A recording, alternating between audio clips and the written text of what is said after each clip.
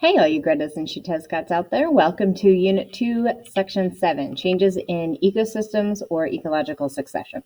So we are starting on 13 in your note packet, ecological succession. So we have natural gradual changes in the type of species that live in an area. So you don't just go from a bare field to a forest overnight. We have very specific things. So that can be primary or secondary.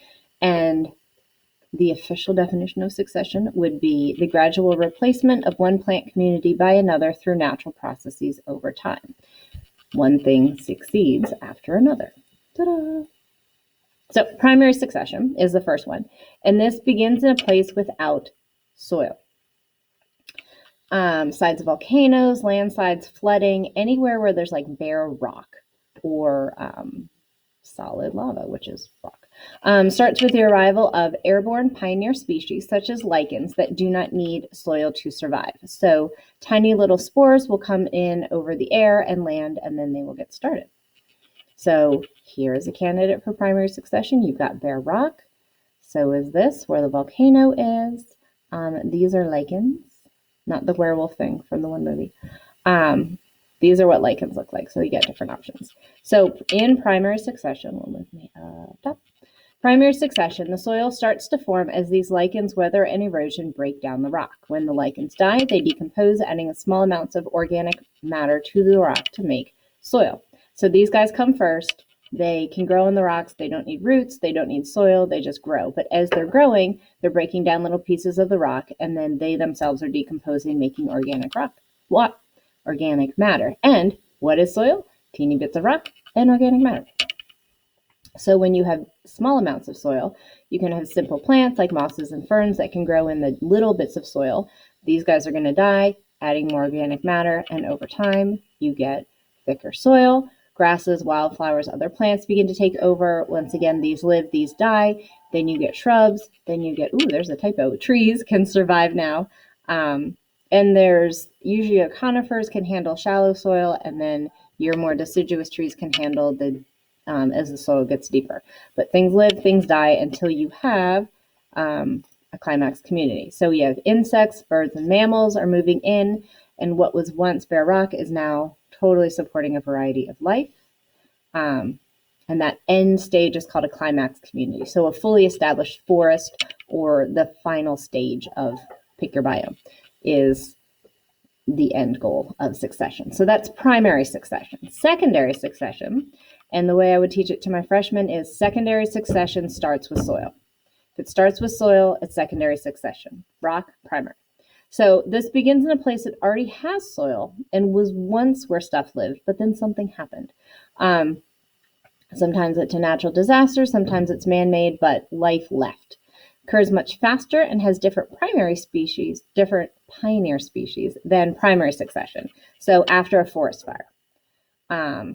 And you'll have grasses and plants growing up pretty quickly because, once again, you can start with soil.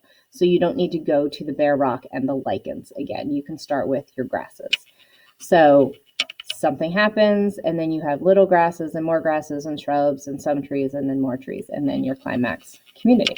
So here's an example. You had something happen and all the trees are dead, but life is coming back. Once again, small plants, bigger plants, baby trees, bigger trees, more trees. So this only takes about 150 years. Primary succession is, I'd say, 200 to 300 years to get that whole process gone. So it definitely takes longer because you need to make the soil. Here's another example in a different area. So you can have just plain old beaches and then some grass communities, shrubs, pines, oaks, and then beech maples once you're at the end. All right, and then climax community is a stable group of plants and animals that is the end result of the succession process. So it does not always mean big trees. It just means whatever that end stage of that ecosystem. So here's your desert climax community. This is the end stage of a desert. So when you have your fully established biome that you would expect to see, that is your climax community. All right, on your packet, there's an interactive. If succession is not familiar to you, you did it freshman year, If you need the review, go ahead and do the interactive. If you think you're confident in succession, then go ahead and skip it, your call. And then we're going to go to the bottom of page 14 for the next thing we're doing. Oh, so primary, secondary, primary because it's bare rock.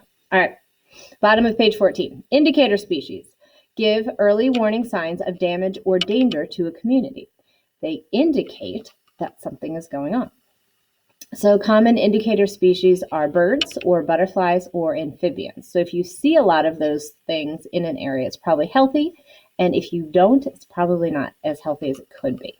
Amphibians are really great because they live on land and water. So if there's issues anywhere, you will know pretty quickly if the frogs are there or not. So amphibians are declining like a whole lot, which is probably something we should be paying attention to. So why? One, habitat loss and fragmentation. So they're losing their wetlands, deforestation, development over their habitat or through their habitat. Prolonged droughts. As we dry up the breeding pools and dehydrated, amphibians dry up and die. So we need that to not happen. Pollution. They have very thin permeable skin, which absorbs pollutants from the air, water, and soil. So they get it from everywhere. So if there's any pollution, the poor little frogs are going to get affected. And then UV radiation actually harms the embryos in the eggs. Their eggs are clear. So the poor little embryos are getting zapped with UV radiation before they're even born, and then they're not as healthy. In addition, you can have parasitic flatworms that are becoming more prevalent in certain areas. There's overhunting where frogs are considered a delicacy. People eat frogs or frog legs. Pass. And then you have non-native species or invasive species coming in and acting as competitors, and then the frogs are not going to be able to survive because they're being outcompeted. So that is that. On the next slide, we have keystone species, so page 15. This has a much larger impact on the community if removed than other species. So this is an archway, and this little guy right here is called the keystone, because if you pulled that keystone out, the entire thing would fall apart. So a keystone species, even though it's just one part of this big thing, if you remove that one part, everything else falls apart. So you don't always think they're playing a large role until they disappear. So pollinators, apex predators, and decomposers are all good examples of keystone species. What happens when you lose a keystone species? You have food webs and nutrient cycles are disrupted, population crashes, extinctions, all of those are bad. Sea otter is an example of a keystone species. These guys eat sea urchins, which keeps the sea urchin population under control. Sea urchins eat kelp.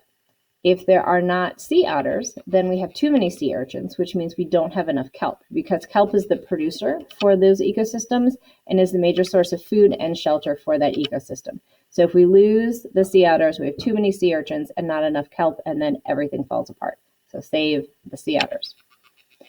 Other examples would be the American alligator. Their tails are really good at making burrows for other things, and they're a top predator, so they keep everybody else kind of the food web balanced. Oops, sorry. Beavers are habitat engineers. They build dams, which will totally change an ecosystem because now you have a pond instead of a stream. There is the largest beaver dam in the world, and you actually can see it from space. You can see it on Google Maps, so I think that's pretty cool. Red mangroves. If you've ever been down to like the Florida Keys, you can see a lot of these. The roots will help protect the soil from erosion, and they are shelter/nursery for small animals, including reef fish. So these are plants that can handle this brackish, salty water pretty well, and so they help keep those shore areas from breaking down. Bees are pollinators. We kind of need them for plants and food, and we are done. So you survived all of the notes for Unit 2. Before I leave, I just want to let you guys know that you are good enough, you are smart enough, and people do like you. And in case I don't see you, good afternoon, good evening, and good God, do your homework.